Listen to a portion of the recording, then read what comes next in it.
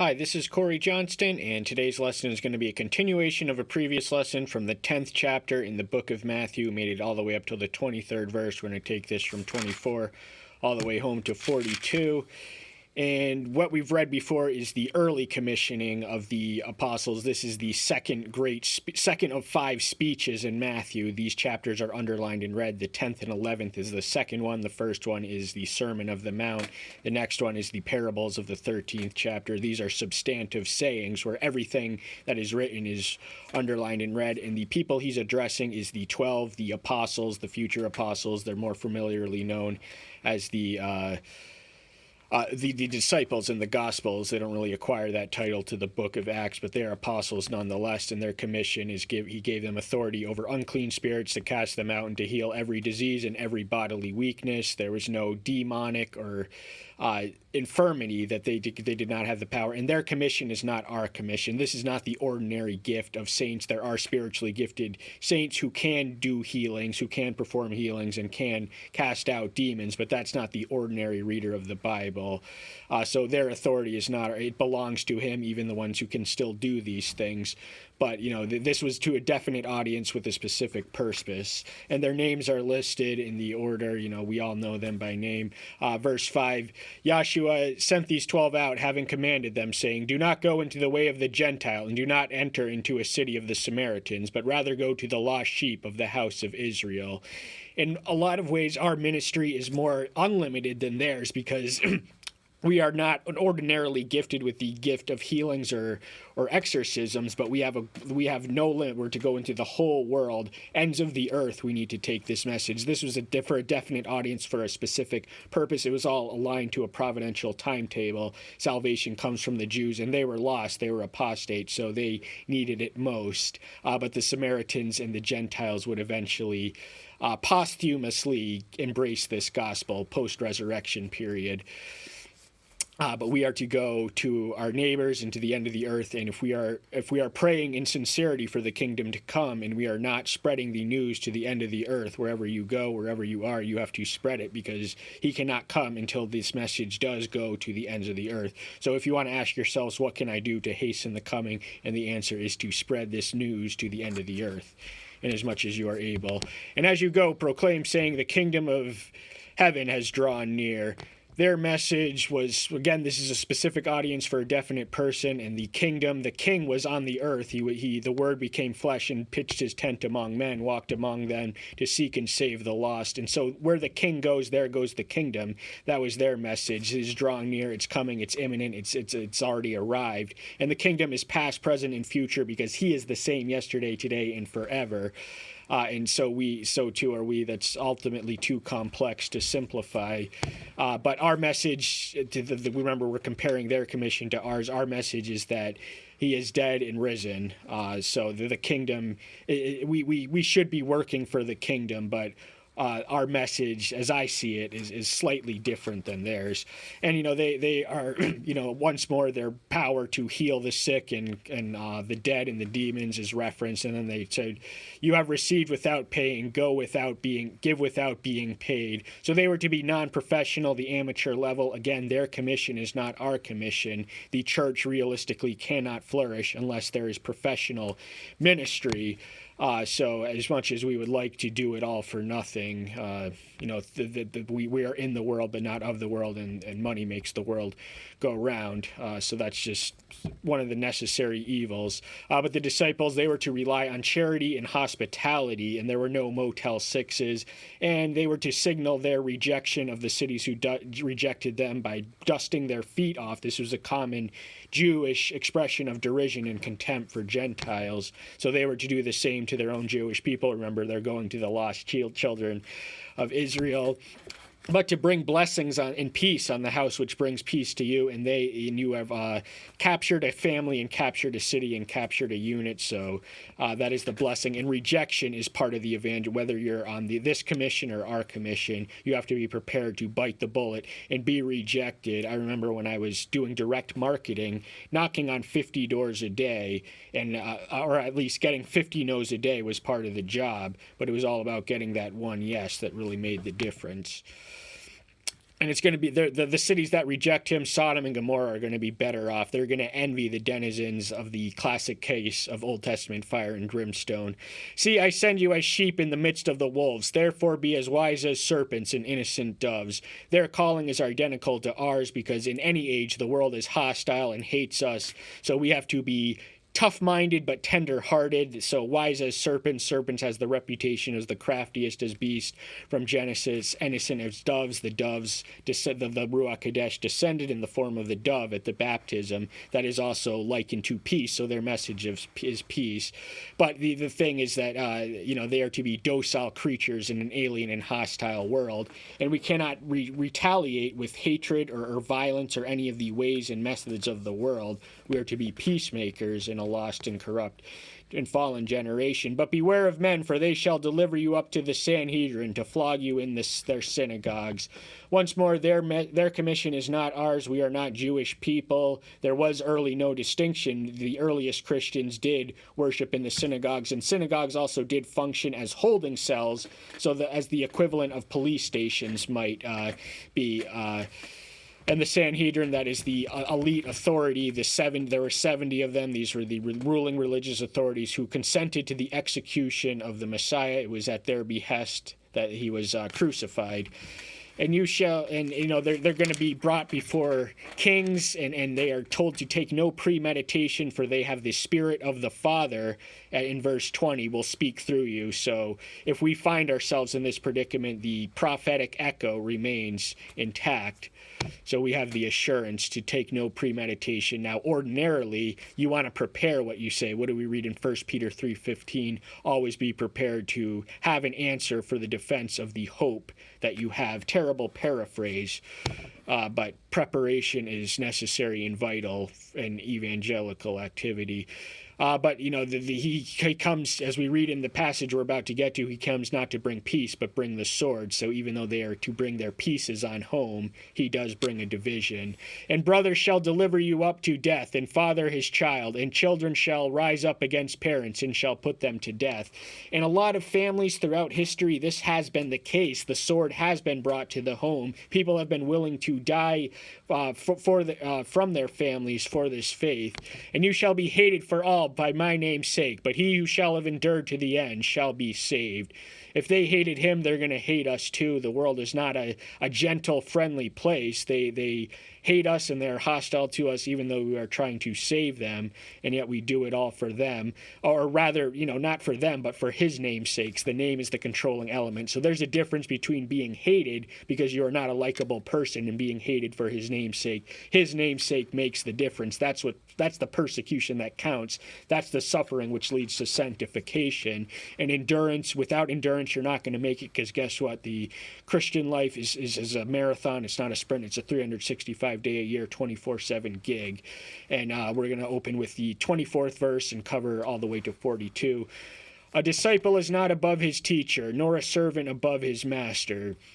Leader-follower dynamics are necessary, and it is inappropriate and unnatural for a disciple to usurp or supplant the teacher. So there is a definite superior and there is a definite junior, and as a disciple learns from the teacher and they lived with him, they were not above him, even though he was in the midst of them. And he is our master. We are disciples to his masters, and we are his servants and his soldiers. So we are called to a life of rigorous discipline, and we are not to exalt ourselves at his expense. It is enough for the disciple to become like his teacher and a servant like his master. If they have called the master of the house Beelzebul, how much more those of his household? So the point and purpose of a disciple latching himself onto a master or a teacher is to learn from him and live from him. And so he had disciples, the Pharisees had disciples, John the Baptist had disciples, and the nature and purpose was to mimic the master and perpetuate his teachings and just his lifestyle. So the qualitative there's a lot of qualitative depth to the term disciples, and in fact the term appears 263 times in the New Testament. The word Christian appears 3. and the servant like his master. So there's the same dynamic is parallel in this teacher-student relation and servant-master relationship. And, he said the world's going to hate you. You're going to be hated for all my name's sake. Because they hated him, they're going to hate you. And the same thing, the same tactics and underhanded techniques, they accused him of casting out demons by the power of Satan in the 10th, and they'll resort to it again in the 12th chapter. They had this scurrilous accusation that the one before whom all the demons trembled and bowed and quaked was able to do it, and only able to do it because he was in league with Satan, and he just exposes the logical fallacy of their argument in the 12th chapter. But to return to the 10th, Beelzebub was the name of Satan. It translates as Lord of the Temple or Lord of the House. It was indicative of Satan's dominance over his demons, his dominion. So Satan is a king, and he does rule a kingdom, and the demons are his servants and his angels, and he does employ human servants. But if they said the same thing about him, then they're going to say the same thing about them. Therefore do not fear them, for whatever is covered shall be revealed, and whatever is hidden shall be made known. These pious-sounding hypocrites were not to be feared, because their sin would find them out. So it's not an investment, to be making stuff up about the Master or his disciples. And how we treat the least among us, as this chapter concludes, is an accurate reflection of how we treat him himself. So even though he sounds authoritarian in the 24th verse, but authority is a necessary evil. But he is a consummate democrat, a royal democrat, a king who shares his court with his subjects. But there, this overlaps with Luke 8:2 and 12:2 and 8:17 for the record. What I say to you in the dark, speak in the light, and what you hear in the ear, proclaim on the housetops. So they had privileged company, and they had immediate audience with these remarkable teachings. They had the mysteries that saints and righteous men and prophets of former ages would have loved to have known. And so they are told to, what he tells them in private, get on a mountaintop with a bullhorn, say it out loud, live it, learn it, proclaim it, preach it, publish it, get it out there. So the things he is telling them is the things that he is telling us to tell others. So this is where the commissions overlap once more. And do not fear those who kill the body, but are unable to kill the soul, but rather fear him who is able to destroy both being and body in hell. So temporal injury is temporary and fleeting, and they can throw us in prison. Prison is one of the places that can be likened to hell on earth, but hell is a lot worse place than anything on earth. So we got to get our priorities and our values and just think strategically. Do we want to fear? The fear in Yahweh is the fear which eliminates and expels the presence of all lesser fears. All our lesser fears are brought into perspective when we fear the one who alone is worthy of fear. In him is the power of judgment, the power of our eternal fate. So we have to fear the possibility that he can send us to hell. And of course, a mature believer's sense of love will exceed their sense of fear, but you don't want to get too mature where you abandon your fear, because you got to have the balance. Are not 2 sparrows sold for a copper coin, and not one of them falls to the ground without your Father? There's a dichotomy of value between human and divine. So the world that is comprised of corrupt human beings puts a price on everything and devalues, understands the price of everything but the value of nothing. It would have been 1/16 of a drachma by contemporaneous wages to purchase one of these animals, the sparrows. They were an inexpensive animal used in sacrifice, just pets, and it wasn't uncommon for merchants to sell 2 of them just to throw in one extra, just because they were so little value, but yet their life is treasured by the Creator. That life was given to them, and they are connected to a life force who is of greater significance than the monetary measures that we concoct and invent and imagine. And even the hairs on your head are all numbered. That's a source of encouragement for anyone who's going bald. So this just talks about his total ownership, his total knowledge, his total protection, his total sovereignty over the just every aspect of our lives, actually. So it's more than just the hairs of your head. We don't want to limit it to that alone. So do not fear. You are worth more than many sparrows. Fear not is a common message of the Bible. It is often subsequent to a divine theophany, because they're the typical normative human response and reaction to the sacredness is to be aware of one's own sinfulness, and this produces fear and dread. But then they have the voice of reassurance, and he's telling them the same thing. Fear not. It's going to be difficult. There's going to be challenges. There's going to be obstacles, but don't fear those who can cast you into prison. What is prison compared to hell?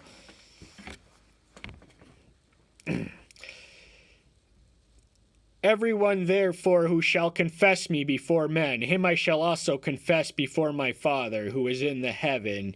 So if you are the Christian, now there is a Christian closet, so to speak of, where one does not have a testimony but believes, and that's something you'll have to get over if you are in that phase. You will have to make yourselves known, just make everyone known, introduce yourselves as proclaim his name. It's not about you. It's about confessing his name publicly before men. This is an act of courage. This is an act of boldness. This is a sacrifice. We are to be living sacrifices. We are to sacrifice our reputation, our limb, to proclaim this message that divides the sword between the household. But the same principle as that we read of in the Sermon on the Mount with forgiveness. He who is forgiving is worthy to be forgiven. But he who is unforgiven, his Father in heaven will not forgive you. So it's all about him. He's the one we need to appease. He's the one we need to get on the right side of. So if you confess him, then I shall. He is the Son. He has the access. He has the ear. And it's an accurate reflection. Now, Judas is an example of one who confessed him before men. He walked with him. He was associated with him. He saw every, he spoke for them. He had the authority. He must have cast out demons and just went all this way and did all these things. But he denied him when it mattered most. And Peter, he did deny. Peter's problem was not courage. I've often described him as a courageous but careless Christian, but I think the more appropriate adjective is reckless. Reckless is the golden mean, so courage is the golden mean. This is the virtue. Recklessness is the vice, the extreme, and cowardice is the vice. On that golden mean chart. So he had a deficiency of courage when he blurted out, I will follow you to the end of the earth. He got his mouth cashed a check that his body couldn't handle, because when it came to that very night, 3 times he denied him, and it happened so quick. So, but he was forgiven. So no sin, I think in another one, he says, all sins but blasphemy against the Ruach Kodesh, the 12th chapter, shall be forgiven. So Peter was forgiven of that sin, but that's not something, we should do. That was his failing, and his failing is recorded, warts and all, in the Bible for our benefit and for our blessing. But whoever shall deny me before men, him I shall also deny before my Father who is in the heavens. Parallel principle, same logic. If you deny him, now you can have a testimony, but do we deny him when opportunity comes? If we do, our sin will find us out. There are moments and ways, and when sin is sneaky, there are ways that we do deny him before men. It's not just lying about being an atheist or anything like that. We deny him in the way, when we sin, when we commit hypocrisy before men. And but that's not the end. But if we do make a steady, persistent habit of denying him, then we can have no right or reasonable expectation to expect not to be denied in heaven. The same principle is parallel in the 32nd verse and also the 6th chapter of Matthew. Do not think that I have come to bring peace on the earth. I did not come to bring peace, but a sword.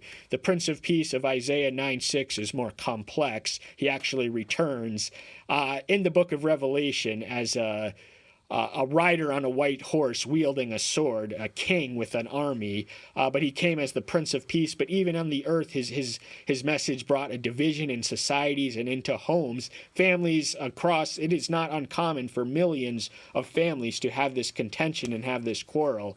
Being Christian comes with a price in a lot of places in the world.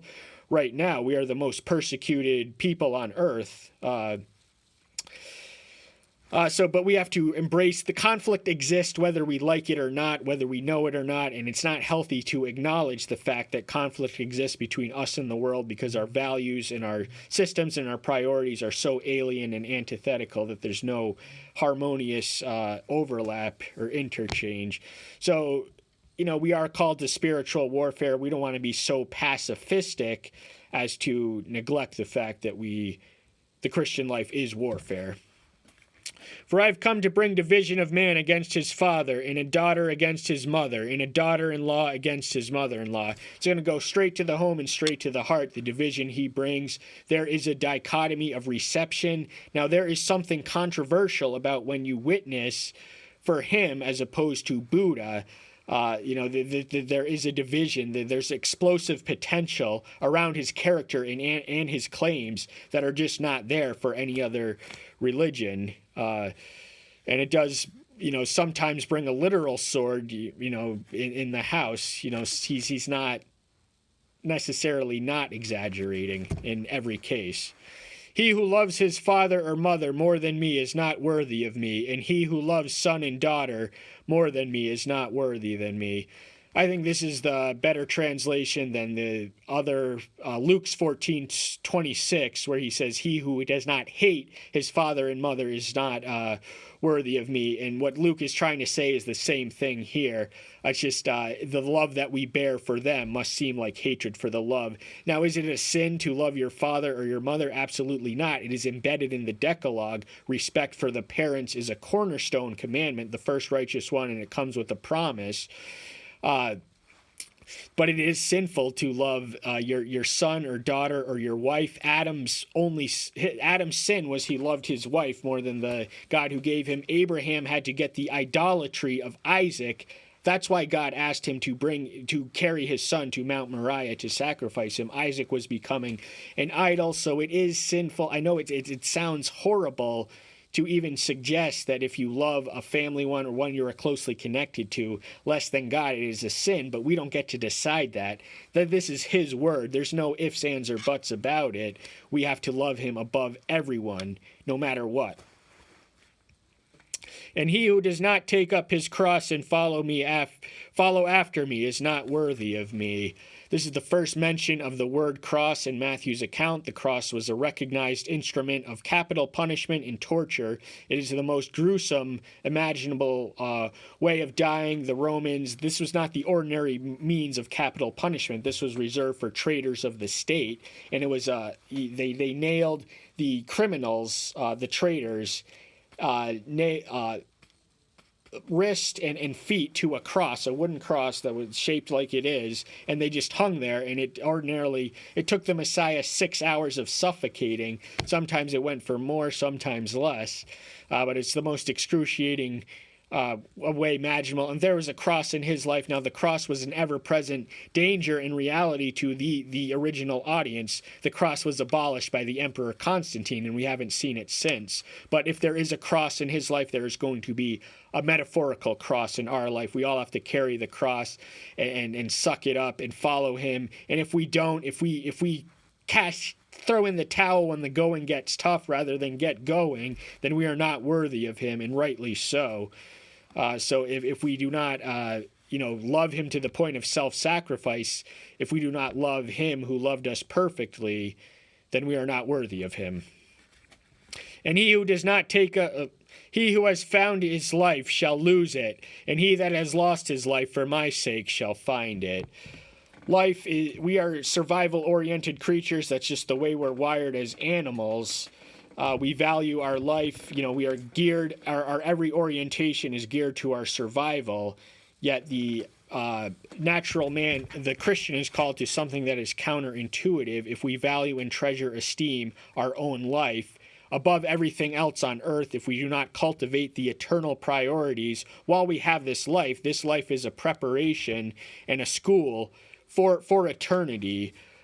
So we have to have our priorities, and if we value and treasure that, then we will forsake that which we treasure and value most in eternity, where it really counts. But the paradox is that if we are willing to die daily for Him, then we will live in eternal life now, and enduring to the end is part of the process. So when we endure into eternity. He who receives you receives me, and he who receives me receives him who sent me.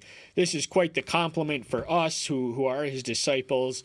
We are treated as equals, as the fathers. We are his representatives. We are his ambassadors. And we who represent the Son represent the Father who sent him, and also the one that he reconciles us to. But the most accurate reflection of our love for the Father is the love of the Son, and our most accurate reflection of our love for the Son is the least among us, as he concludes this chapter. He who receives a prophet in the name of a prophet shall receive a prophet's reward, and he who receives a righteous one in the name of a righteous one shall receive a righteous one's reward. This word reward echoes from the 6th chapter. We are told that the hypocritical practitioners, the publicity hounds of spiritual disciplines, they have the reward in the publicity they seek, but he also speaks of a higher reward, a heavenly reward, the reward of the approval, not of man, but of God, who can uplift man. So that is the reward. Now the reward of the righteous one. Now none of us are righteous enough to to reward salvation, but this is the reward of us nevertheless. And the same thing for the prophet. So how we have to recognize with due deference, our blessings is contaminant on the one we are blessing. So if we treat a prophet with due deference, we will receive the blessings of the prophets by treating him appropriately. And there are prophets. It's not an ordinary gift. This is not an obsolete gift. There are prophets. It's just not the ordinary Christian is not a prophet. But righteous ones that can also be translated as saints. And whoever gives one of these little ones a cold cupful in the name of the disciples, truly I say to you, he shall by no means lose his reward. We're not sure if he was talking to the children, if there were children present, or if he's just referencing the least, the lowly, the lost, the last among us, the most vulnerable, the most obscure, the most looked over, the weakest. So the same thing, either way, if we do not tend to the welfare of the children and the weak, then we are unworthy of his disciple, and we forfeit our reward. And rightly so, and we have no one to blame but ourselves. So in the word, we have the recipe, and if we alter the word or manipulate it or to attempt to define morality different than God who defines it, then we are guilty of rebellion. That's all the time we have for today. Thank you so much. I'm so glad you're here. Stay tuned until next time. I'll see you then. Bye-bye.